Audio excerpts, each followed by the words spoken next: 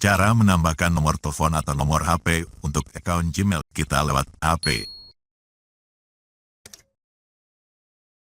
Langsung saja tap ikon atau foto profilnya. Lalu pilih kelola akun Google Anda. Kemudian buka info pribadi.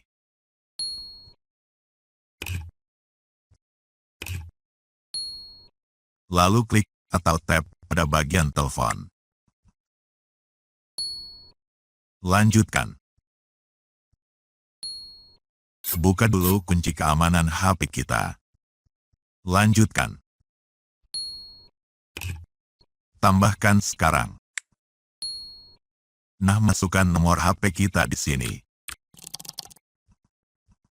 Selanjutnya, dapatkan kode.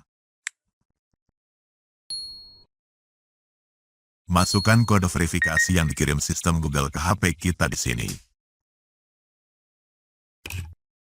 Verifikasi.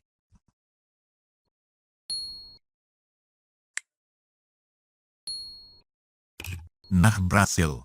Dengan status yang sudah terverifikasi.